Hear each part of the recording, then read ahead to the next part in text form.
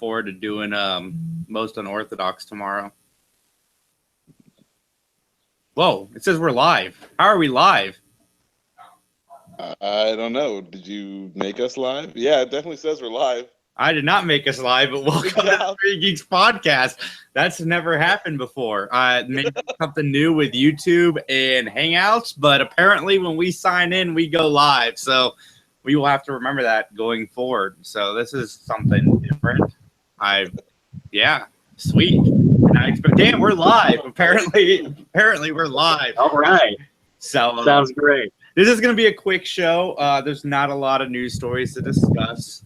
But, you know, we're the Three Geeks podcast, and we like to come on, even if it's a holiday or a slow news week, and say, what's up? So, first off, I was driving with my daughter. We were listening to the podcast we did with the PVD guy, John, I believe was his name. And she was listening to us talk about the 150-pound armed lady. And we're driving. She's like, oh, man. She's like, Daddy, I didn't know you and your friends were so funny. And, you know, I'm listening back to it, too. And I'm like, you know, it is pretty funny. We're just going on and on and on about this poor human being with an arm that's 150 pounds. I don't know how poor some, like, morbidly obese person, you know, if they're just, like, cramming Funyuns into their craw. Like, Dude, the part that made her laugh was when we were talking about sewing our shirts into muumuus. Yeah. Hey, Dan. 6 or 7. Dude, I am not touching that with like a 10-foot pole, gentlemen. So you just do whatever you want with that. That's what the guy with the 150-pound arm said to his taint. I can't touch that with a 10-foot pole. God. I think he can get it with a 10-foot pole. Yeah, I mean, he's not like gigantic. He's just, I mean, like, gigantic tall. He's just gigantic wide. I want to plug last week's This Is Most Unorthodox. I wasn't on it, but if you want to laugh for an hour and a half, go and check that out. Max and Philip, they start with talking about me having to go to Boy Scouts, and then it's just on. They talk about this woman who tried to put a toddler back up in her vagina, but it's not for this. I mean, come on, like, they're like, this is a family podcast, the Three Geeks, you know, news. We don't need to go into so family. Yeah, we're so family friendly. So definitely check that out if you have not listened. I listened and I was laughing quite a bit. You guys did really good. It was really funny. So kudos. audibletrial.com/3 geeks for all of your audiobook needs, whether you're morbidly obese, you're lazy, or you just don't want to set a fire in your house or help this fire spread in your house. Audible.com is there for you. They've got everything. I mean, everything. You can get Bruce Campbell autobiographies read by Bruce Campbell, Star Trek books read by the Star Trek cast. You can get, what else can you get, guys? It read by Steven Weber. The Audible's keeping Steven Weber working since Wings. That man, the X job. Drama. What's that? X-Files audio drama. That's Did you say that already? No, I have not. They united the cast of the X-Files in between seasons to do an audio drama. I don't know if the audio drama is going to be canon now that they announced the 10th or 11th season, but we'll find out very, very soon. I don't really have any topics to discuss. Jason Bateman is officially signed on to do Arrested Development Season 5. Okay. The only thing I want to say about that, personally, I'll let you guys chime in, is make the episodes serve the story and not make the story serve the episodes. Meaning, with Season 4, while I like Season 4, you obviously made it to stretch a certain amount of time because that thing could have been edited down probably into a tighter package. So what I'm saying is make as many episodes as you need to tell the story that you need to tell. Don't get 17 episodes and feel like you have to take the story that's 6 episodes and spread it across 17 because we don't need that.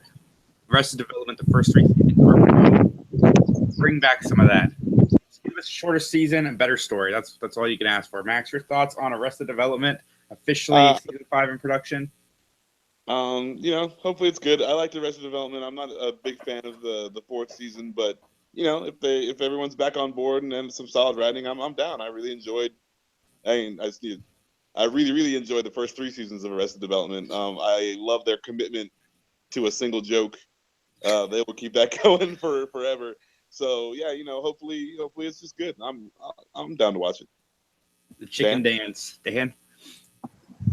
Yeah, it's not like season 4 was a shoddy season. It just wasn't as good as the first 3. Yeah, I mean, if you didn't have those to base it on, it would have been fine. But I don't know. I just want season 5 to be good and made at some point. What does Will Chicken do? Will Arnett is doing Bo Jackman. No. He does the chicken impression. Oh. Yeah, it's like caca. They all do really bad chicken. Yeah. The girl one is like the chicha. Oh man, that show is so good. One of the things that hurt season 4 is what made the first 3 seasons of this show so good is the cast interacting with each other. And since they had to do separate episodes because the cast is extremely busy, at least they were at the time, they had to just give them each their own thing. And I think that's one of the things that hurt it is, like Max said, in the first 3 seasons, there was inside jokes amongst inside jokes. Like they would set up a joke in season 1 and it would pay off in season 3. And in season 4, you just didn't get that same chemistry because the cast was all over the place. I mean, they were only in the room, I think, for one day when they could film the whole cast together. They only had them for one day. So goodness sake. Hopefully, we can give us 4 episodes with the whole cast. I'd be happy with that, or 2 if that's all you can get.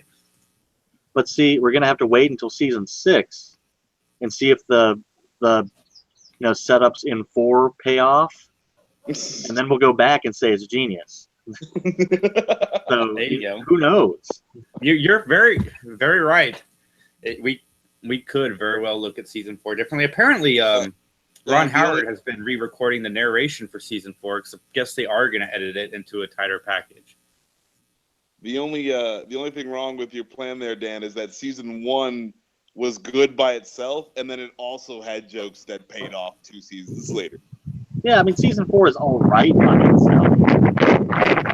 It wasn't windy out here until we started this, and then it fucking picks up. That's brilliant. But no, I mean, season 4 was all right by itself, but maybe season 1. I mean, what if the Cinco de Mayo turns into like the Purge in like season 6? I mean, I'm down. Whatever. I'll give him a shot. I'm just saying that if you're gonna compare, the season 1 to the season 4 and to see if it has jokes that pay off later. I mean, season 1 had good jokes in season 1, better than 4. So I mean, these payoffs are gonna have to be huge. But that said, I'd rather watch season 4 of this than pretty much any other sitcom. Yeah. So. Oh, season 4 definitely had some funny moments. I liked Ron Howard taking him up to the treehouse and showing him all the things that inspired his films from pictures. I thought that was pretty good. And it definitely has its moments. Definitely. But I didn't like what they did with Michael in the season 4. They made him he was always like the normal one in the family, and they made him kind of worse than their family. Because the whole thing is he's a nice guy, and he's like, you know what? Fuck it, I'm gonna be shitty, and it always turns out super bad for him. And so yeah, it sucks when he's just like, oh well, I'm just a normal shitty person like the rest of my family. Yeah. But that's all I have. What did you guys do for Mother's Day, Max? I cooked my mother a lovely lunch. It was steak and shrimp. So I did that on the grill, and then we talked about we got the whole family together, and we were talking about mom memories, and she talked about memories that she had of all of us, and it was good. It was good times. Dan, did you do anything fun for Mother's Day? I got mom some flowers, and then me and my brothers got together and took her out to a restaurant, and that's it. Very nice, very nice. I called all of my mom, my grandparents. I made Liz French toast, which I'd never done before, and then we went was to it the edible? Park. Yeah, and then it came home and I made stir fry steak, and I have let her watch TV all day, which she is currently watching a show called Rain, which I guess is okay, but it's pretty much Game of Thrones without the sex and violence. Like, so everything so it that makes Game of Thrones great. she's like, what do you think of it? I'm like, it's okay, but it's Game of Thrones without the sex and fighting. It's like the same show. It's just all the talky bits, but it's probably not as witty. No, they even tried. Like, it's a CW show, which I found out as I was coming down because I knew I was going to bring it up. And there is a lot of insinuated sex, but it's, you know, there's a lot of insinuated sex. Like, there is a lot of it for a network show, and you could tell it definitely wants to be Game of Thrones, but they have to pan away to somebody else that's starting to do it, and then they pan away to somebody else who's starting to do it, but you never see it like actually happen. like lots of things want to be Game of Thrones. It's like, you know, lots of things want to be Lord of the Rings, like In the Name of the King, and what was that? Yeah, the Dungeons and Dragons movies. Yeah, they just sadly don't get there. Very much so. Well, that's our show tonight. You can check out This Is Most Unorthodox tomorrow evening. We will all be back in the little studio here next Sunday, and then it looks like I'm going solo the following Sunday, so expect another short podcast that Sunday because Dan and Max will be up in Maine, and Philip will be in Chicago. If we've got a connection, we can do it from the car. No, like there's actually going to be a special Memorial Day podcast I'm doing with my brother. We're gonna actually talk about some serious stuff. So like we've got that in for Sunday. We're gonna like hit him up on the drive back and then head all the way home. We don't talk about serious stuff here, sir. Well, no, that's why it's its own separate thing. It's a Memorial Day fucking podcast. Memorial Day memorial. Yes, or there something. you go. A little it's not for memorial. It's like new stuff we'll be talking about. Little preview for This Is Unorthodox. I've got The Rock's wanting to run for president and Sean Spicer hiding in the bushes. So look forward to that. Look forward to that. Anyway, I mean, I think what's that? We could talk about The Rock running for president on this podcast. That's kind of. We could. You want to talk about it real quick? I'm down. Yeah. I'm gonna vote for him. I mean, if it's The Rock, I'm gonna vote for The Rock every time. It's funny. I brought that up. We were walking into Boy Scouts. And somebody's like, "Really?" And then Liz is like, "Why not? Trump's president." She's like, "At least The Rock is charming and nice." And I was like, "Yeah," and he improves every movie he's in, even if the movie in the end is still not great. At least The Rock was good in it. So The Rock has my vote as well. Right now, President Kim Jong-un is gonna shut right the fuck up. He's like, oh, get all his Fast and Furious buddies and fucking drive sports cars right down our fucking. Can you imagine his press conference? Like, Rush Limbaugh raises his hand to ask a question. He starts asking the question, and he's like, "It doesn't matter what you think." Yes, absolutely. That's the perfect slogan to put on like lawn signs. That's right. He can even use The Rock the vote.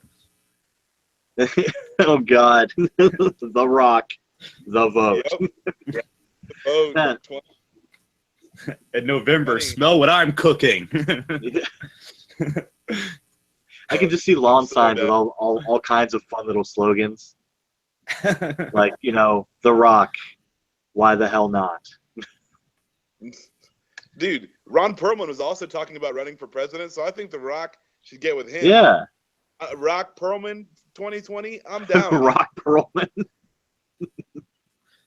It sounds like an action film, you know. So if it fails, The Rock and Hellboy, who is gonna fuck with us? Dude, I don't even know.